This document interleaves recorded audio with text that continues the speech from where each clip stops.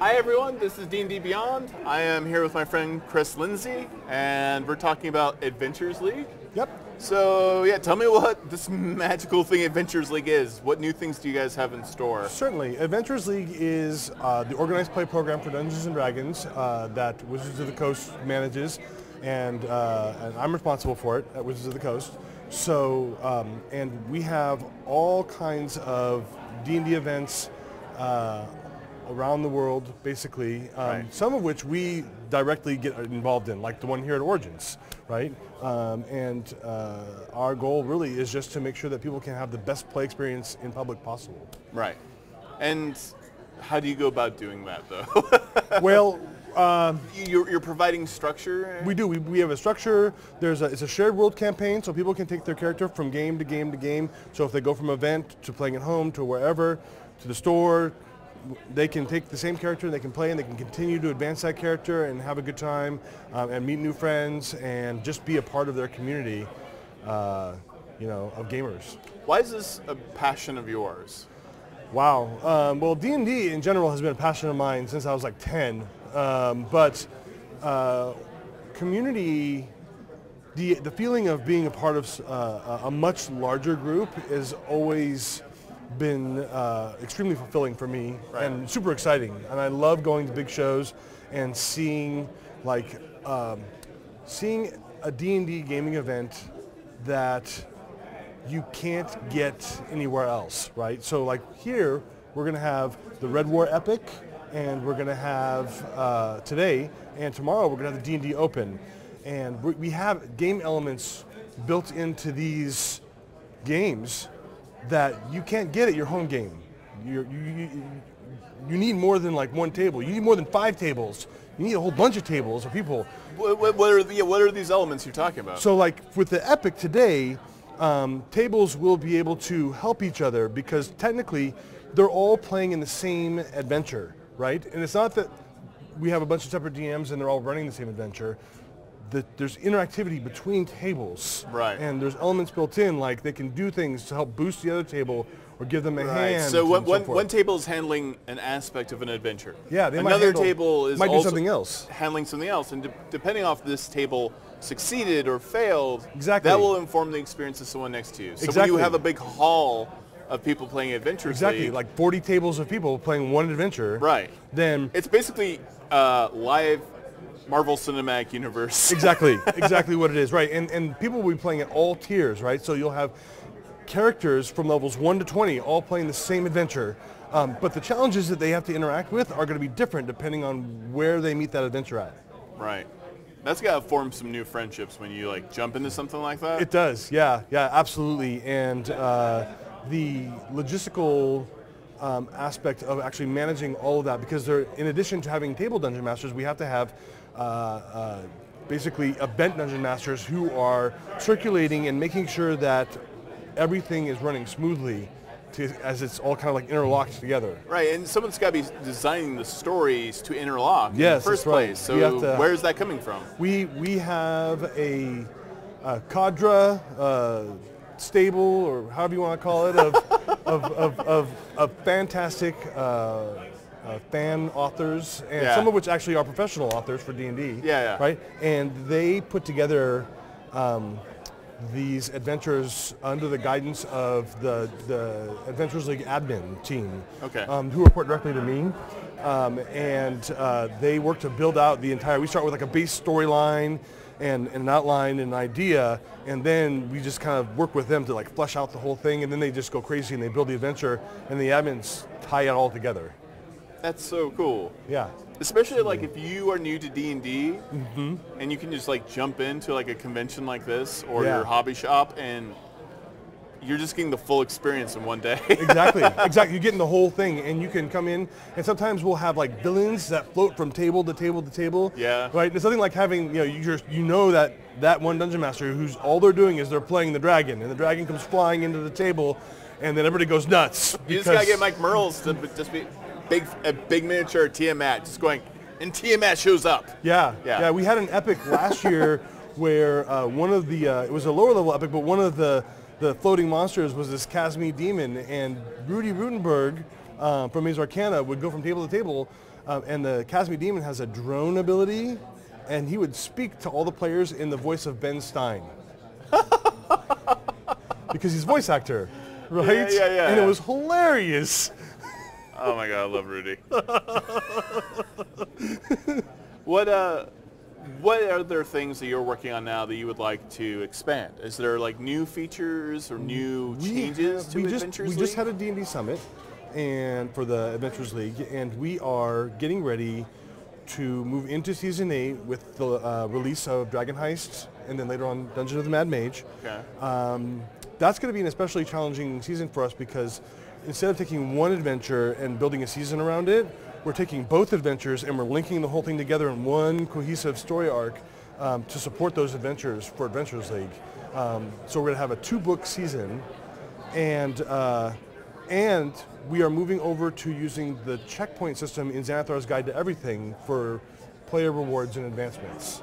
So that's going to be kind of a new thing for the Adventures League community, but we really feel like it's going to streamline how we operate and how people can like move from table to table with those characters. It'll make it much easier for them to do that. Now Lisa's not here with us. No. Yeah, she had a scheduling conflict. Yeah. But tell me a little bit about Lisa's contributions to So it. Lisa is one of our 2 community managers, her and Alan Patrick, and Lisa is really fantastic at rallying the community behind D&D, and she is really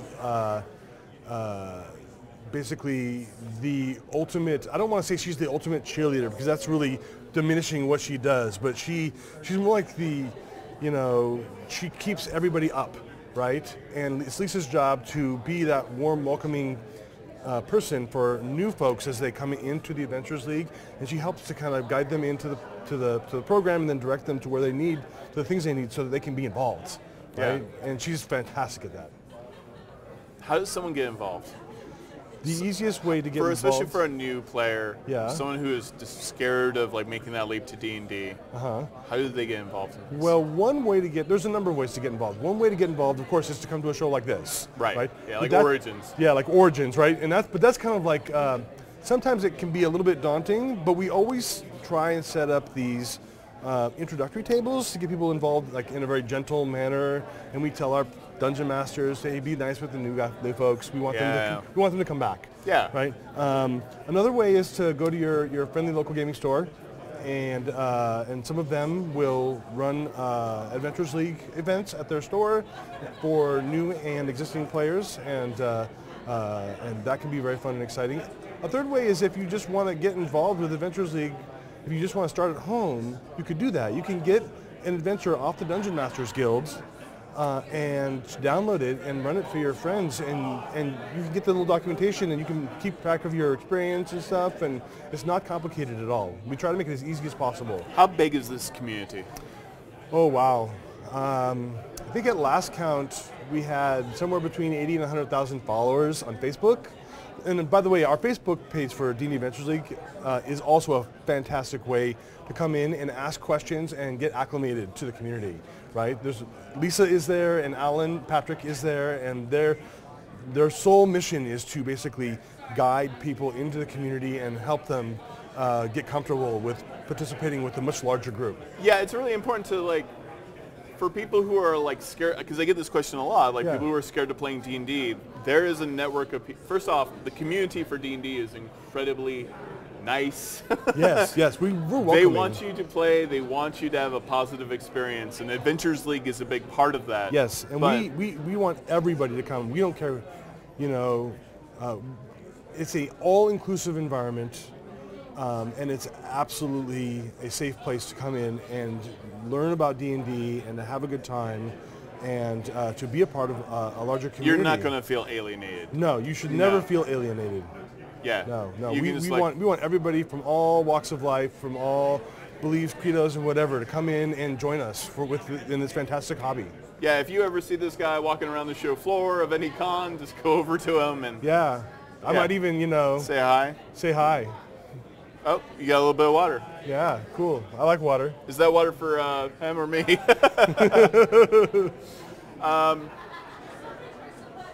Now, DM's Guild. Yeah. you're heavily involved with as well. Yeah, I'm the business architect for the Dungeon Masters Guild, and I keep tabs on how the guild is doing, the health of the guild, as far as like number of new authors coming in and new products going up, and I just kind of keep tabs on that. And I am always looking for new talent in the DM's Guild.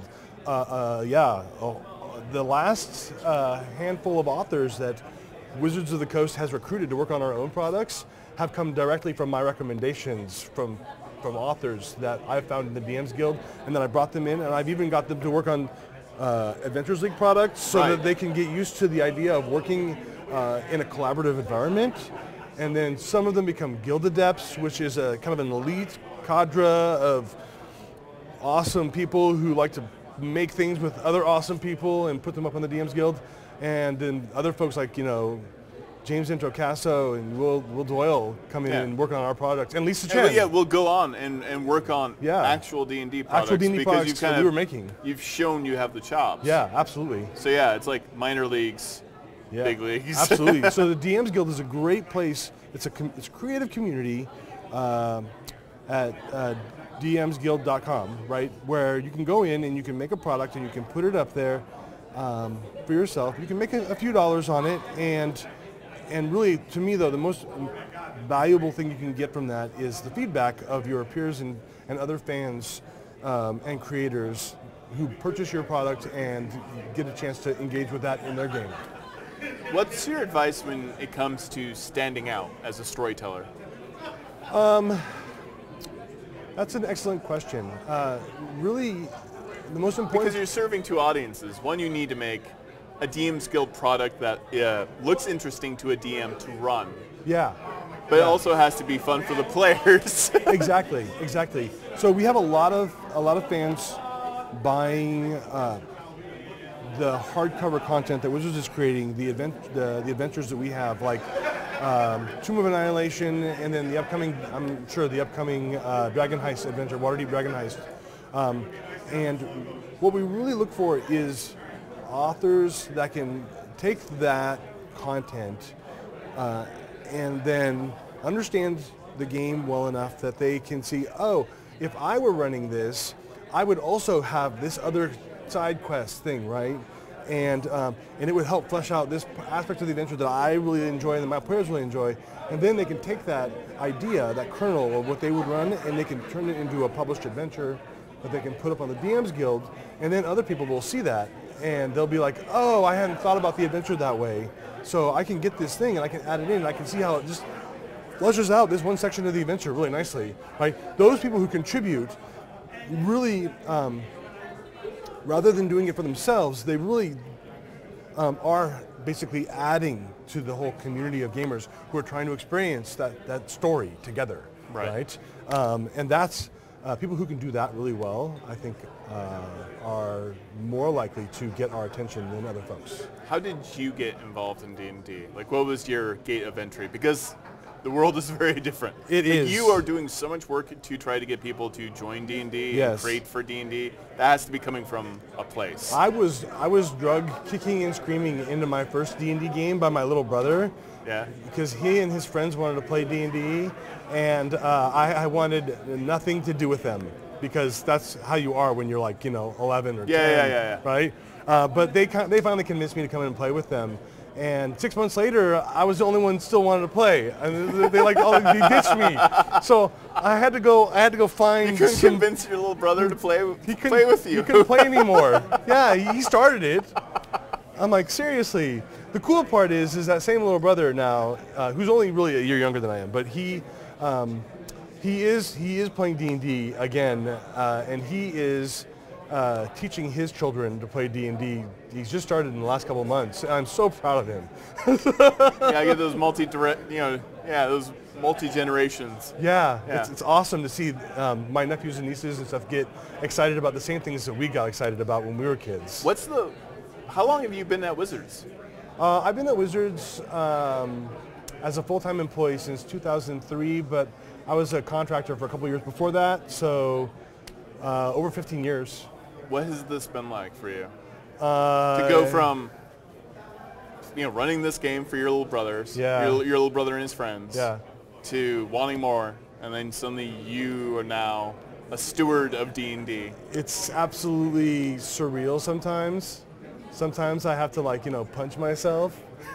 I mean, I would recommend a pinch. Yeah. But a punch, I'm a heavy sleeper. Yeah.